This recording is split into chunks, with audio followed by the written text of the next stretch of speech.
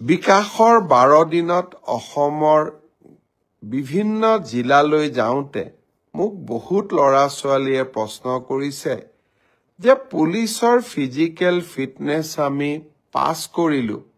এতিয়া লিখিত পৰীক্ষা কেতিয়া হ'ব ফেব্ৰুৱাৰী মাহৰ ভিতৰত এই লিখিত পৰীক্ষা সমাপন কৰাৰ বাবে আমি প্ৰচেষ্টা কৰিম বহুত ল'ৰা ছোৱালীয়ে সুধিছে যে মামা এডিআৰই ৰিজাল্ট কেতিয়া দিব এডিআৰই ৰিজাল্টটো আমি তৃতীয় আৰু চতুৰ্থ বৰ্গৰ আটাইকেইটা পৰীক্ষাৰ ৰিজাল্ট আমি ফেব্ৰুৱাৰী মাহৰ শেষৰ ফালে বা মাৰ্চ মাহৰ প্ৰথম সপ্তাহতে দিবৰ বাবে আমি চেষ্টা কৰিম ইতিমধ্যে এই গোটেই প্ৰচেষ্টাবোৰ আৰম্ভ হৈছে আৰু আমাৰ প্ৰচেষ্টা হ'ব যে নিৰ্ধাৰিত সময়ত এইবাৰ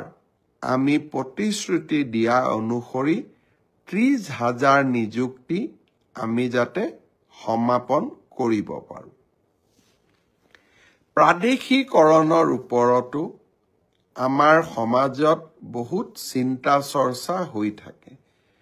অলপতে গুৱাহাটী উচ্চ ন্যায়ালয়ে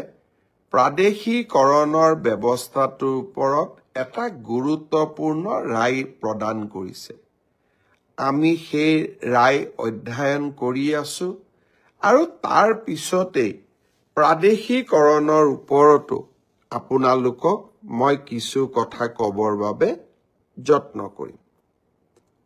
যাওঁতে মোক বহুত ল'ৰা ছোৱালীয়ে প্ৰশ্ন কৰিছে যে পুলিচৰ ফিজিক্যাল ফিটনেস আমি পাস কৰিলো এতিয়া লিখিত পৰীক্ষা কেতিয়া হ'ব ফেব্ৰুৱাৰী মাহৰ ভিতৰত এই লিখিত পৰীক্ষা সমাপন কৰাৰ বাবে আমি প্ৰচেষ্টা কৰিম বহুত ল'ৰা ছোৱালীয়ে সুধিছে যে মামা এডিআৰই ৰিজাল্ট কেতিয়া দিব এডিআৰই ৰিজাল্টটো আমি তৃতীয় আৰু চতুৰ্থ বৰ্গৰ আটাইকেইটা পৰীক্ষাৰ ৰিজাল্ট আমি ফেব্ৰুৱাৰী মাহৰ শেষৰ ফালে বা মাৰ্চ মাহৰ প্ৰথম সপ্তাহতে দিবৰ বাবে আমি চেষ্টা কৰিম ইতিমধ্যে এই গোটেই প্ৰচেষ্টাবোৰ আৰম্ভ হৈছে আৰু আমাৰ প্ৰচেষ্টা হ'ব যে নিৰ্ধাৰিত সময়ত এইবাৰ আমি প্ৰতিশ্ৰুতি দিয়া অনুসৰি 30,000 নিযুক্তি আমি যাতে সমাপন কৰিব পাৰো প্ৰাদেশিকৰণৰ ওপৰতো আমাৰ সমাজত বহুত চিন্তা চৰ্চা হৈ থাকে অলপতে গুৱাহাটী উচ্চ ন্যায়ালয়ে প্ৰাদেশিকৰণৰ ব্যৱস্থাটোৰ ওপৰত এটা গুৰুত্বপূৰ্ণ ৰায় প্ৰদান কৰিছে